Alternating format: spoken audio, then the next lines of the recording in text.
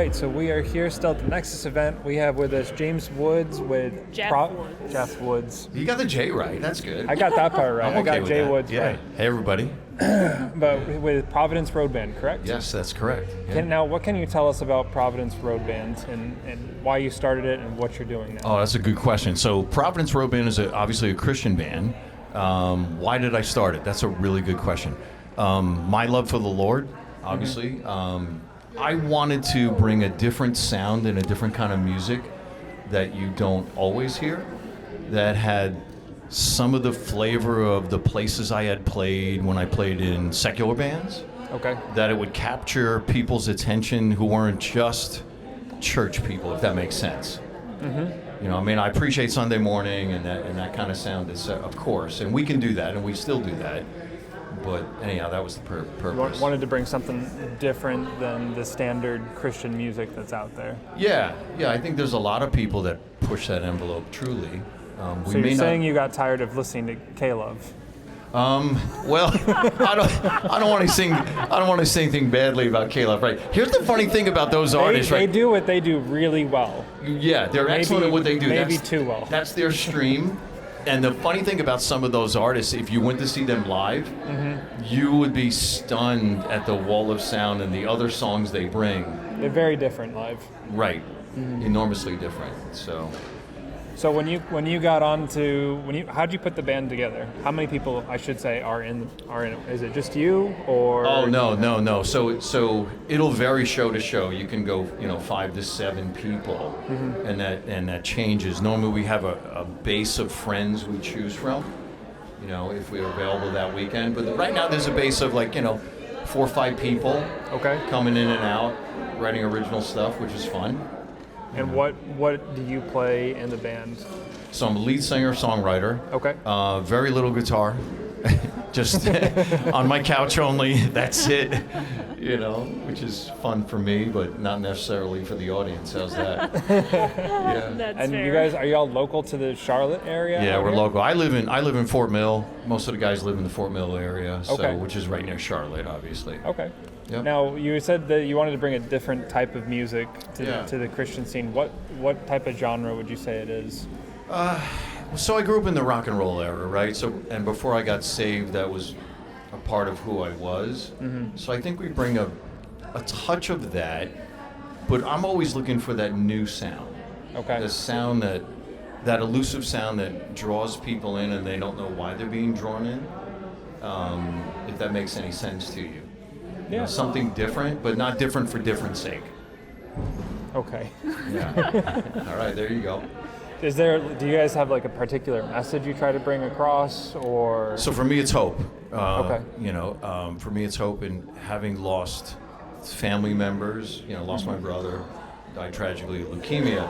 So I look at life differently now. I really do. I bring a message of hope. Hope for what they can do in their lives, hope for what they can do with their gifts, hope for what they can do in their families, hope for just moving forward. Because sometimes, let's be honest, it's not easy day to day in the world, and we wake up and we'll go, oh, we got to do this again. So hope, we bring that hope. Gotcha. Yeah. You mind if I take it? Yeah, go for it. Yeah. So, you told us how old you are. Yeah.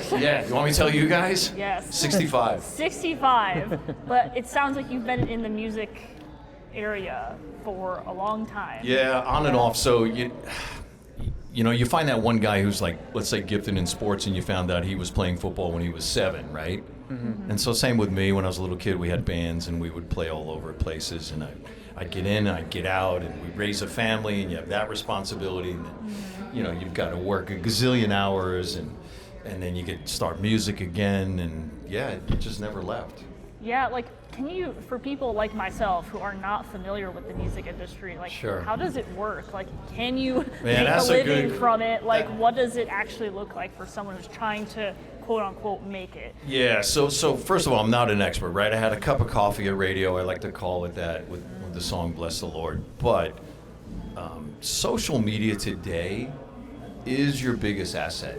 Mm-hmm. And so for you guys, it comes naturally. Mm-hmm. For someone like me, then there's that learning curve.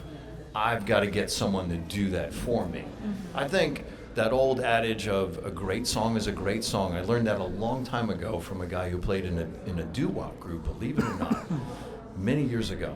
He told me a great song is a great song, and I said to him, Joe, what do you mean by that? Well, if you write it, they can't take it from you because there's always someone who can play better than you, if that makes sense. Mm-hmm. You know, and I saw that firsthand in Nashville when I was at a couple big studios. There are people out there not signed. You would be stunned at how great their gift is. They're not on radio. You know, it's pretty incredible. So it kind of feels like, at least with how the mainstream goes, is that you have like these artists that need like 5 writers for the most basic melody, and then you're kind of describing these people that they write their own songs, they sing it, you know, they play the guitar or whatever. Yeah. And they're tremendously talented. Oh yeah. And these are the people that they're kind of like almost like the hole in the wall restaurants type of people. Right, I agree. Where they're like well very said. talented, but you don't really hear about them. No, you don't know who they are, and a lot of times it is who you know, like any other business, getting a job. So and so knows so and so, who connects you with someone else, and you get that opportunity. There's a lot of tremendously gifted people. It really is. Yeah, and in regards to kind of like the culture of and I'm asking you to more speak from your experience, opposed to give us an expert Sure. viewpoint of it. In regards to the culture of it, you know, with what the scene looks like, because you said you were saved. Now, for some people, that doesn't make sense. What is saved? Oh, okay, sure. Yeah. So for me, that's giving my life to Jesus as my Savior, asking for forgiveness of all the, my sins, etc. I did that when I was in my 20s. But the music thing was there ever since I was a kid. Yeah, and do you feel like with the music scene, like, is it something that you felt like, and this is a bit more of a religious question, do you feel like it's something that like took you away from your faith, or does it feel like something that pushed you towards it? Like if just a young person got involved in that industry, like what did you see happen to different people? I'm sure you met quite interesting people. Yeah, I have. So for me, I didn't run away from it. I was more comfortable initially, like playing clubs and festivals and things like that. I mean, it didn't bother me. I was able to still walk in them. My friends are my friends, right? And so, playing the church scene, if you will, in the beginning to me was a little more difficult because I wasn't sure what to do. It's not that I couldn't get up and worship, and I can do that well now. But I had grown up around the secular music scene. I don't know about you guys, but for me that was the case. Yeah, I mean, at least for us, like, we grew up Christian, so like secular music was banned, at least for me. Right. And so I got introduced to it more when I got older. Okay. So that's why I'm always curious about the perspective of you start off not being Christian, and then you come into a worship setting, or more Christian music setting. Yeah, I didn't know what to do at first. Yeah, it was the darndest thing. Yeah, it really was. They asked me to sing a song, and I'm like, I didn't even know the songs, like the church songs. I didn't know what they were. You're just like, what do I do? Right, and then the first time someone had played like an electric guitar with almost had like a Led Zeppelin type sound. Right? Okay. Right? Yeah. I sat down, and I remember my wife looked at me, she goes, why are you sitting down? I said, because instantly, my mind, I went back to what I used to do before I was saved. Yeah, make sure you talk right into that. Yeah, before I was saved, and it didn't make any sense to me. Right. But now it does, the Lord could use any type of music, any kind. I'm convinced of that. Yeah. I'm 100% convinced. It doesn't matter if it's rap, rock and roll, country, worship. It doesn't matter. Yeah. It doesn't matter. No, that's good. Connor? No, I was kind of curious what you think of the overall state of how music has evolved. I mean, from the 60s and 70s to now, the top artists, a lot of them really don't even play instruments or have instruments in their band. So it's like electronic. Yeah, right? from an artistic point of view, what are your thoughts on that, seeing the difference between music today versus 20, 30 years ago? Yeah, so the computer age has changed the game completely, right? You can sit down on your laptop and create a whole song, but you still have to create it. So I'm okay with that. Okay. You know, things are going to move forward. To me, a new sound, new wine, in a new wineskin, as we know, right, in church lingo, right? I'm okay with that. So the difference years ago, we didn't have that technology, right? Now today you have that, your generation has that technology, you grow up in it, you should be using it. You should be using it for something new, etc. Now it is refreshing to see both sides, right? The person that shows up with the typical acoustic and a band, and, right. You know, we love that also. But I do love anything that is new and fresh, used in the right way. Mm-hmm. Sure, why not use it? Of course, you know.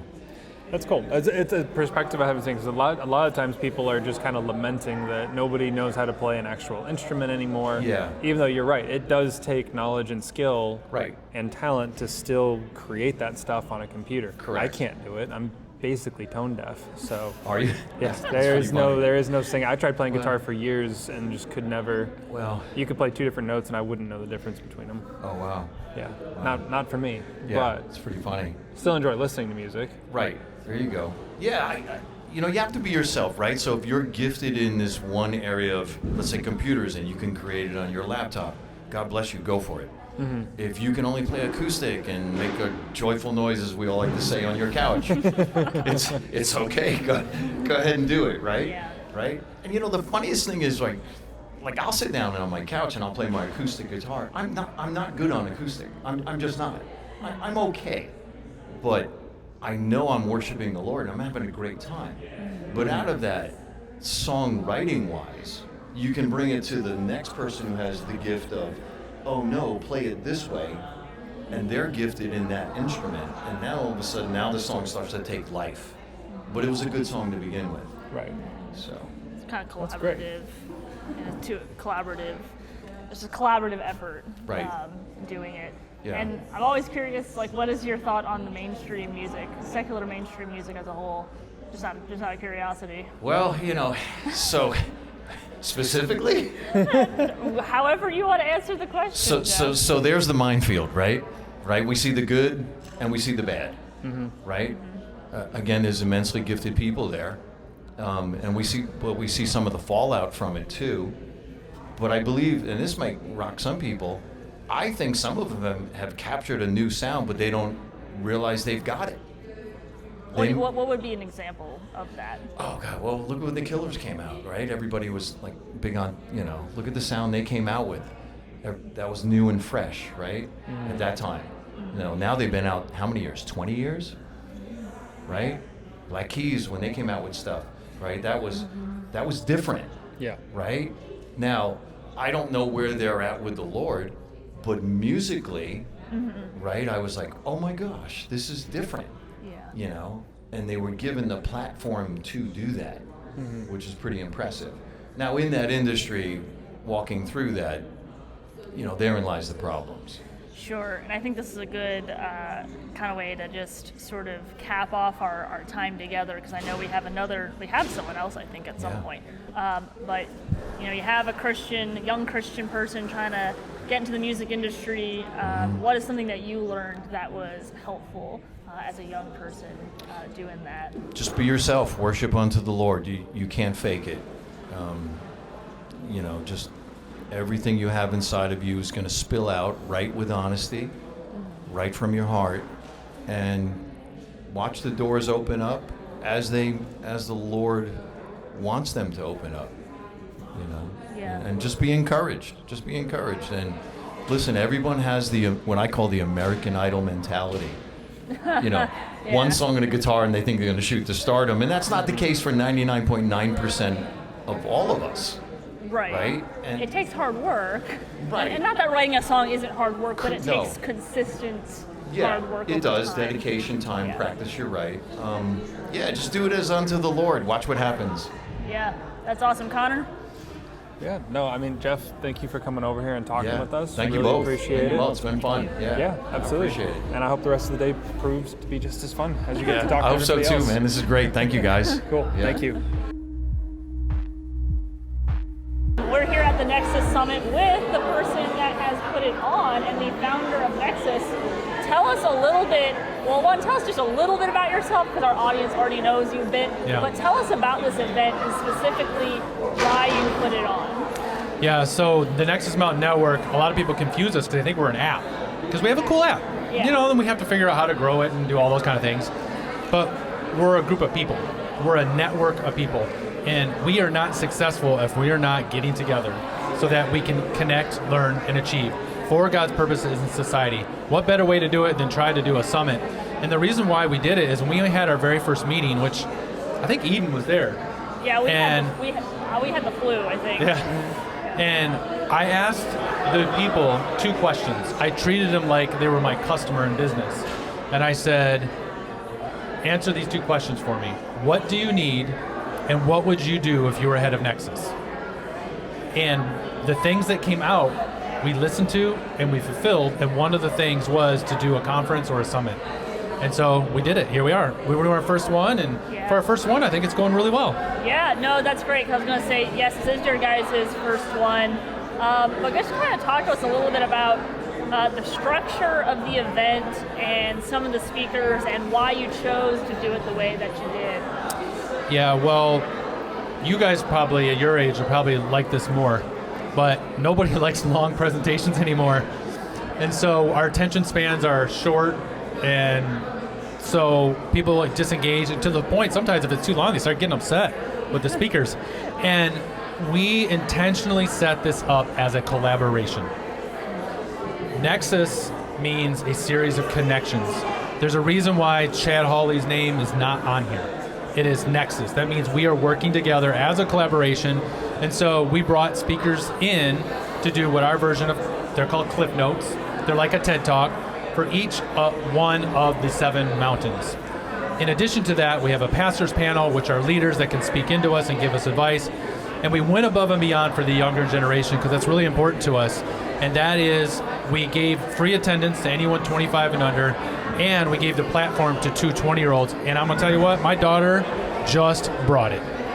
That's awesome. And what did your daughter do again? Michaela? Yeah. Yeah, she crushed it. Yes. Oh, what did she do? Yeah, what she do? Like, what was her presentation? So she spoke and talked about this generation, what they need, the misconceptions, the challenge, what they're going in the future, and we have a division of Nexus called Nexus Epic, and it's specifically targeting that group that we're going to help.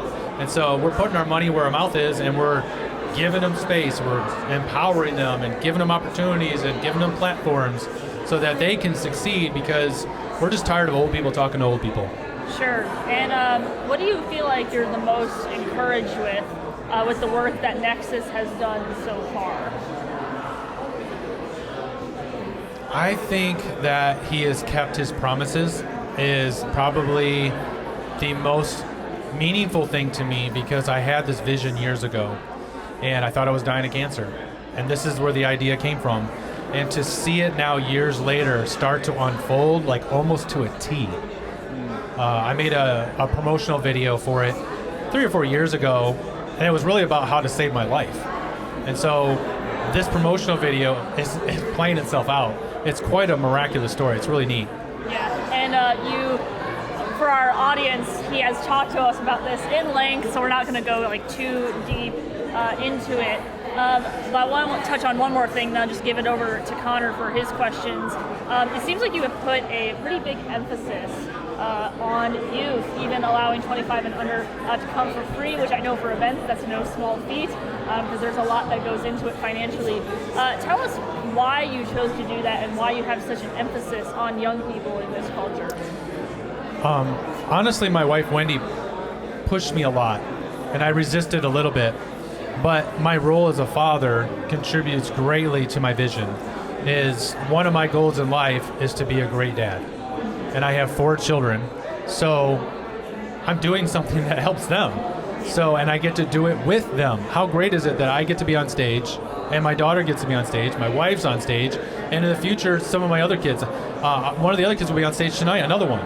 And so to be able to even collaborate within the family is huge. And a father's love is so critical and so powerful that it is a great need for this generation.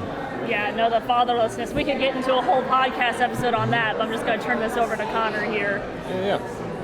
Chad, what is next for Nexus after this first event that you guys have put on? So we've been having small local events, and we've felt the momentum, and so that way we were like, okay, we need to go to the next step. We're starting to get noticed. We've been on national news for some of the actions. See, the thing was we're trying to do, the third pillar is achieve. So recently we achieved something great where we stopped the promotion of pedophilia in a local high school. And so that is something that God would want in society. And if we didn't have Nexus, we would not have been able to do it so quickly. We did it in 48 hours. And so now that we have this and it's growing, we have the attention of some major influencers that are now offering to help us with no strings attached, no requirement of money. They say, we believe in what you're doing. I want to do this too. I don't want to reinvent the wheel. I've got a major platform. Come on, let's go. And so I do see us going that way. We're in early discussions with some people, and the Lord is opening the doors. And so we're going to just march with that favor. That's awesome. We're definitely glad to hear it as you've been on with us, and we've seen you. We've been with you at the Salt and Light conference, and then on our podcast, and now we're here at your event. Who's kind of been like maybe a surprise speaker that you guys have had that you really enjoyed, that you may not have known as much about? Because you're making new connections here as well, right? So who is somebody that you were unaware of before that's now at the Nexus event? Dr. Mark Sherwood comes to mind. He ran for governor of Oklahoma last year. He could have spoke on any single one of these mountains. He's that diverse. Mm-hmm. And he got to speak not only this morning, but he's also going to do a leadership session this afternoon. So him and his wife, also Dr. Mark Sherwood, came here from Oklahoma at no expense. That's awesome. And they're like, let's go, let's do this. And so that's what I'm telling you is I'm not doing this for the money. I'm losing money, but I'm not doing this for money. And I think people see that and they come alongside. I mean, standing right over there, Nicole Boone, she was a news anchor for 30-something years, and she's like, let's go. In fact, not one single speaker at this event has asked for $1. Really? Yes. That's really fantastic. It's amazing. It shows you that people are out there wanting to make a difference. We cast a vision to them, and God connects us with those people of like-mindedness. And now think about how fast we can move and do something in society now when we're just together. Mm-hmm. Yeah. It really is fantastic. Yeah, and we're excited to see, because it's always the first year, you're like, oh, what's going to happen? And so hopefully I'm excited to see the growth for the second year. Just to kind of end us off, is there anything that you would like us to know or that you would like the audience to know about Nexus before we kind of just cap ourselves off? No, I actually want to talk about you guys. And so when I first met you guys, we were at a Salt and Light conference. I had just started Nexus then. And Salt and Light, just for reference for everyone, that was in September of last year? Yeah, so we launched Nexus August 18th. We were only 1 month in when I met you. And I saw you guys as young people trying to make a difference, use your voice, use media to do it. And I immediately, if you remember, I gravitated towards both of you and said, let's go, come on. And let's do a show together, even on my show. And so I thought that was so cool. And so that just shows you where our heart is that we want to collaborate and we want to help, especially the younger people. Yeah, and I think you definitely do need some of those younger voices. But I also do want to emphasize as well is that younger voices have to encourage their audience that older voices matter too. It is Make not, it a t-shirt. Yeah, I know. It's not just, if a young person, if an older, wiser person says that, yeah, take that seriously. So we appreciate the opportunity. Not we're calling you old, by the way. I know. You're not that But old. you know what? People don't think I'm 47. You don't look 47. Yes. You look like you're in your I'd say mid to late 30s. All right, I'll take it. That's all right, pretty see? good. That's all that matters. That's pretty good. But we're excited to keep partnering with y'all through whatever you guys do. And Connor, what about you? Oh yeah, no, just excited to see how Nexus continues to grow, especially as you guys start to hit your annual year mark, and honestly, just how far you've come in such a short time. It's pretty amazing. It's awesome. And you guys will too, and I'm so thankful for you doing. Keep up the good work. Appreciate it. All right, we're still here, not in our studio, our podcasting on the go. And with us today, we have Dr. Elizabeth Enns. Enns, yes. Got it right. We're really happy to have her here. She is with Patriotic Students of America, and she's just going to talk to us a little bit about what she does with them, a little bit about herself. Dr. Enns, thank you so much for being here. Thank you for having me. It's so great to connect with people today at this Nexus Summit. And just a little bit about myself. My husband and I are actually originally from Canada, and we moved to the U.S. in 2005 and became citizens in 2019. And so just in time. Just in time. Well, exactly. But a long journey to get to that point. But we love this nation. A little closer to you. We love this nation and realized like the next generation really doesn't have a clue about how great this nation is.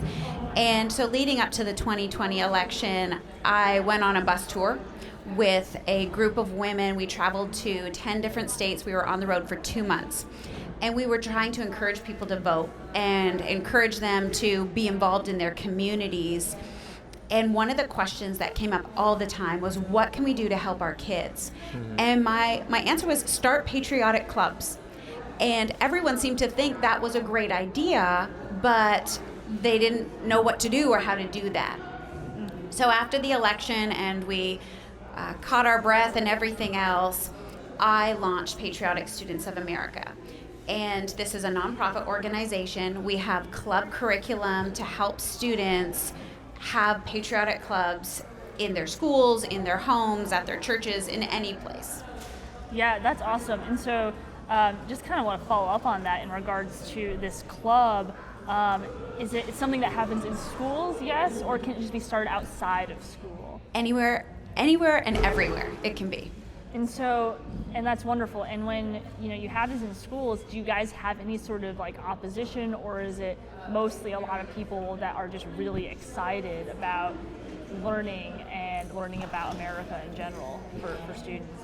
So we have had amazing favor on all of this because I intentionally wrote the curriculum to be nonpartisan and non-religious. It is just pro-America and inspiring kids to be great like other great Americans. And I had a question right on the tip of my tongue and then I lost it. No, it's going to come back. Hang on, I'm bringing it back. Aha, I have it now. Okay, so what would you say when you see students, what do you feel like they lack in regards to their knowledge about America in general? What do you feel like is missing? That's a big question because there's actually several different things that are missing. One is just the basic civics of knowing the Constitution, understanding the founding documents, the founding fathers, the spirit in which that they wrote things. That's something that is missing for a lot of our students because that's not really being taught in most schools.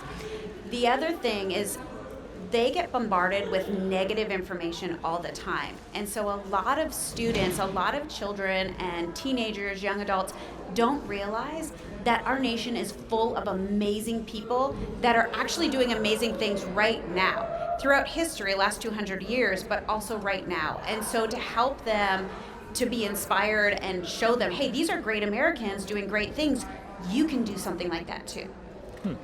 And that's a very, I'd call that a countercultural idea that you can do it, where that goes against the narrative of victimhood that you kind of see being taught in schools. I see it a lot in regards to ethnicity, skin color, as well as minority groups and sexuality.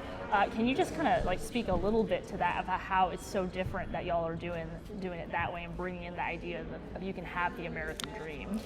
So as I started learning American history, I didn't grow up here, so I've been on a steep learning curve myself. But I started realizing that if we teach history correctly, there's actually an amazing wealth of information of great Americans from every ethnicity that have come here, because you don't have to be white to do something great. I mean, that's just garbage. There's so many amazing people from all different religions, ethnicities, people groups that are doing great things and achieving great things. And part of that is because I wholeheartedly believe that we were created in the image of God, and God is a creator. And so therefore he made each one of us with purpose and to be creative. And so by in our curriculum, we intentionally chose to show the true history that's been omitted of great people from different ethnicities, from different religions and things like that. Yeah, no, that's really good to be able to show kids like, hey, it doesn't matter what your skin color is, especially in America, if you want something, and hopefully you're talented at that thing, you can try to achieve it. Right. Which cannot be said for some areas. But I kind of actually want to go back to something else that you very briefly said, that like you're from Canada. I know a woman who became a citizen, I believe, from Australia, and so she had to do a citizenship test. And so when she was like studying for this test, like she'd ask Americans these questions. She would ask them, and they would not know the answer. And so I was just kind of curious, just on your experience going through that citizenship process, and kind of looking at America, and like you see like those PragerU videos where they're like, hey, you know, who was the first president of the United States? And they don't know who it is. Right. So like, I just want to, it's not necessarily a question for you, but more of like just getting your thoughts on that, like how crazy that is. It is crazy, but the flip side is, like, I am not a trivia person, and so getting put on the spot like that, I might go blank. Sure. And so even though I know that I've studied, and when I really think about it, I know who that is, or I know what that amendment is. But sometimes when we're put on the spot, it's like your mind goes blank and you forget. And I think that happens to a lot of people. I really appreciate what groups like PragerU do to highlight these things, of how important it is that we know it and keep knowing it. And this is part of, with Patriotic students, that if we continue, you shouldn't just learn the Constitution once. You know, you need to refresh it and be reminded of what those amendments are, to be reminded about what our God-given rights are and how the government is supposed to protect those freedoms and those liberties. And it's not just a one and done, okay, I'll know it forever and apply it. We have to be reminded and refreshed in those things. I mean, so I guess kind of on the same note there, I'm curious. I don't know. Typically, the videos Jordan's talking about is America. Did you ever feel like the schools in Canada didn't teach Canada's history as well as it would take for an immigrant to come in and test in for citizenship? So when I was in Canada, I actually, as a young child, because I was in a small Christian private school, we had American history that we were learning. Really? We weren't even learning a lot because we were using American curriculum.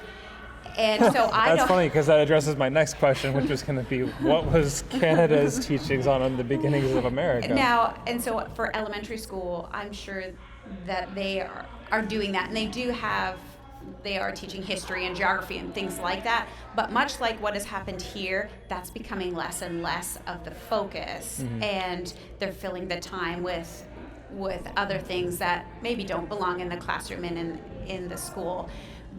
But I would say that Canadians know a lot more about their history and than a lot of kids today.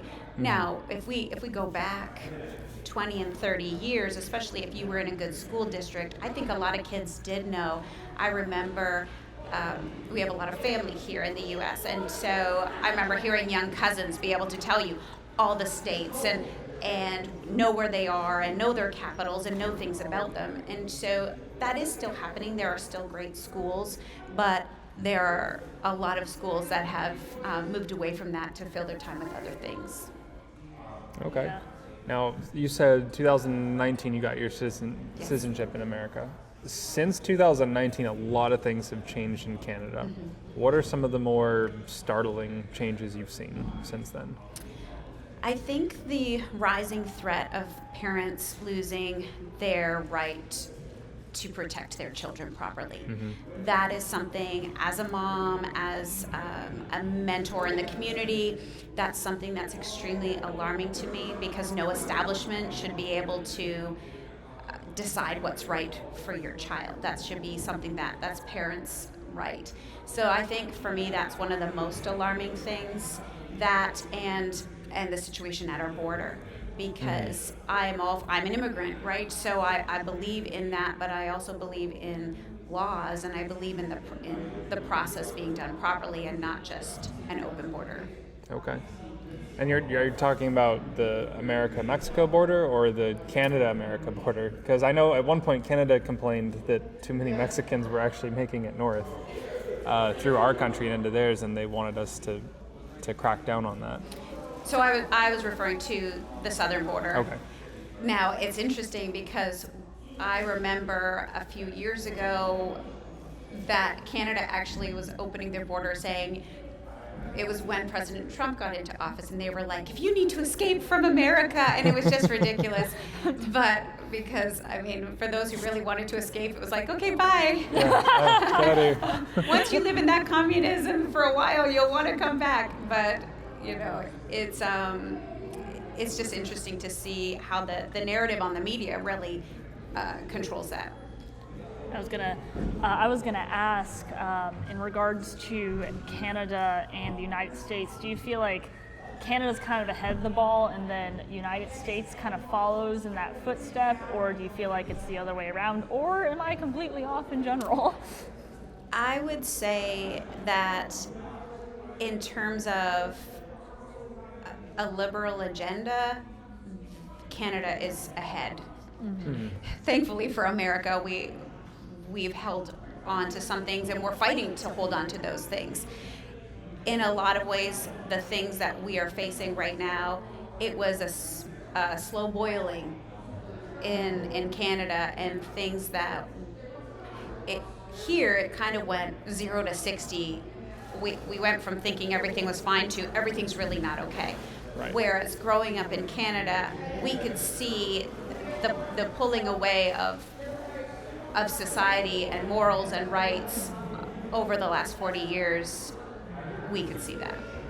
Yeah, and there's a pretty big fight now, at least in the United States, and I think, you know, starting off with the youth, that's a great place to start, because we had something happened over there. We talked to someone else that just saying that the goal is the kids. Yeah. The goal is to try to take them away from those values, not just that, but to confuse them. And so doing something like this really brings back that history. It gives them a certain foundation to stand on. Though I would argue as a religious person that Christianity is a better place to stand. But in regards to our country and knowing what it was founded on, it's a great place to start.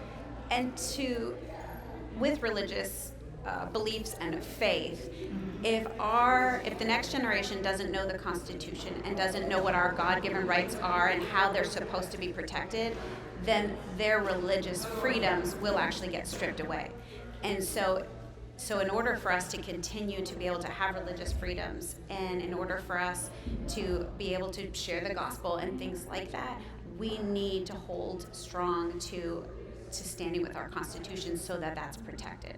Yeah, and I think to kind of add to that, not to be a Debbie Downer, I'm gonna slide Debbie down, is that you're seeing a lot of young people having a lack of interest in religion, and so as a result, what I've seen is that they don't see the need to protect it, which is unfortunate. Which I think we have to, and at least in my opinion, we have to teach those who are religious and non-religious that it's something worth protecting if you want to have freedom of speech at all. Right, because freedom of religion is kind of the first step, and when you lose that, then it trickles down to so many other things. And we see that in places like Cuba and Venezuela, where more and more your rights are stripped away and you're left with just being controlled. Yeah. So you said, and we'll kind of work on wrapping our way. I know we have lunch coming up in a bit, which is going to be exciting. But you said that the curriculum is specifically non-religious, which I guess you can kind of explain a little bit why that's the case. I know we kind of touched on it, but get into a little bit. So specifically, I made it non-religious because I wanted there to be an open door into public schools and other public arenas or government-funded areas. And so if something is religious, then there's a lot more red tape to go through. And so by making it intentionally non-religious allows it to get into all different types of schools.